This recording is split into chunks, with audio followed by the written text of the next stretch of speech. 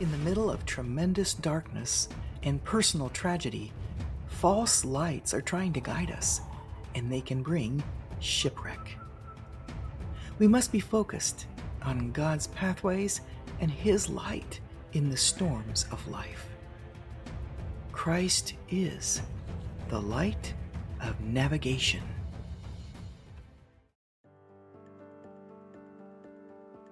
Hello, and welcome to the Light of Navigation and the God Stories. My name is Marguerite Lever-Woodall, and I'm an author, speaker, and your host. I write short stories about real-life supernatural encounters with God, and I love to explore what it means to follow God's pathways. In this 18th episode of the God Stories, called God and the Two-Step Victory, I'll take a close look at what true eternal victory looks like from God's perspective. Please be aware that this is a raw and powerful look at facing the passing of our loved ones. Come and join me in the adventures of the God Stories and experience the encounters with the goodness of God, even in the middle of our life's storms.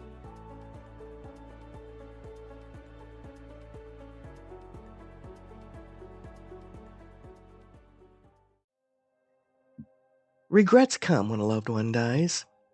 You know, it's the woulda, coulda, shoulda mantra. It seems to be an automatic part of the process we go through when tragedy strikes. However, it can be dangerous spiritually too. As a Christian, I also know that the enemy of our soul will take a tactical advantage against us with regrets if we dwell on them too long. Its names are condemnation and guilt. With this in mind, I choose to share a regret that haunted me for some time after my son's death.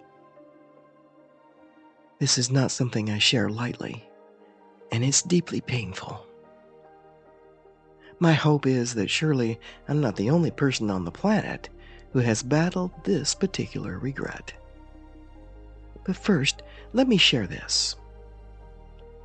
My husband died suddenly when our son was 4. I forced myself to walk up to the casket, to touch him, to kiss his forehead, to smooth his clothes one last time, and to say goodbye. Then my mother suddenly passed on Mother's Day, a few years later. I again forced myself to face death by going in to see her one last time before the cremation. I wanted to tell her I loved her and would miss her deeply, even though she really wasn't there. After smoothing the wrinkles on the sheet that was draped over her, I kissed her on the forehead in a final goodbye. In the month of February, over a decade later, I held my dad's hand at his bedside as he died in front of me. Despite his cruelty over the years, I loved my father, and I had decided that no one deserves to die alone. There was a promise I had made to myself that I would not let that happen to him. I was the only one there in the room with him when he passed, and truthfully, I thought I'd lose my mind in those moments because of the pain and the finality of the death I witnessed. To actually be present when it occurs is difficult. What was my regret? It's this: that I couldn't walk up to the casket where my son's body had been placed, to touch him, smooth his jacket, tell him I loved him, and to give him a mother's kiss. For 3 days at the funeral home, as we were making the various arrangements, I tried to walk up to my son, and I could not. I couldn't move beyond the last rows of pews up front. His casket was still 12 feet away.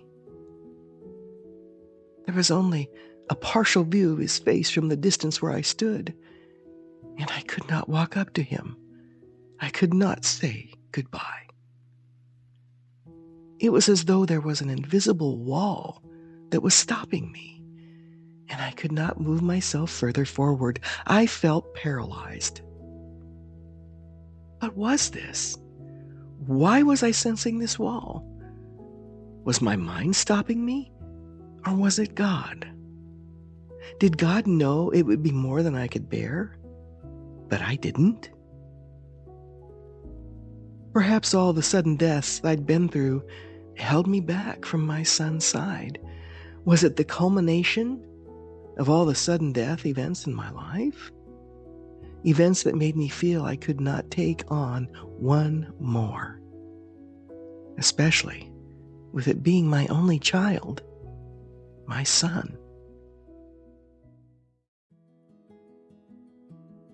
The loss of a child is the worst death to endure of all. On the last day, just before the funeral service itself, I mustered all the courage I could, and I took 2 more steps beyond that last row of pews at the front of the chapel. It was 2 more steps that I had not been able to take before. It was then that I could more fully see my son's face, despite the distance that still remained. But I was still at least 10 feet away instead of 12. Moments later, I shared my struggle with the funeral home's pastor, and I told him about the 2 extra steps I was able to take. But I could not take more than those 2 steps, I said, as I wept.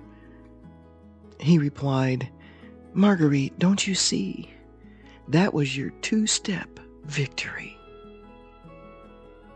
Those kind words helped me for a time, and they pulled me through the rest of the day's events. But I still carried deep down the guilt and grief for not being able to walk up to the casket and my son. I was afraid of seeing my son's face in death, and it was more that I could bear. I shared my struggle with the guilt and condemnation of this event several months later with my pastor and my closest friends, and they began to pray for me. 2 days later, when sitting in a time of prayer myself, I sensed God was impressing me with a special truth.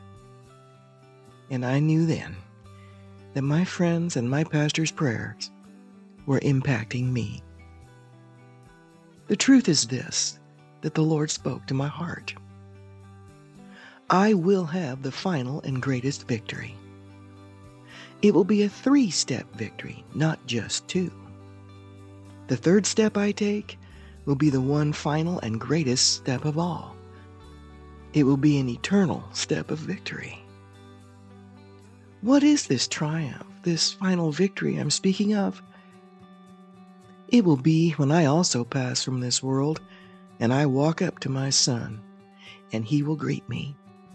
I will walk up to him without a casket between us, touch him, hold his face and kiss it, smooth the robe he's wearing, and say hello, and never say goodbye again. Thank you for taking time once again to listen to my story. If this podcast encourages someone who has or is facing death itself with a loved one, share it with them. Your comments are valued, and subscribing is also appreciated. In the next episode of the God Stories, called God, the 3 Witnesses, and the Message for Me, I'll share about 3 of God's powerful confirmations that I received, and a supernatural message just for me.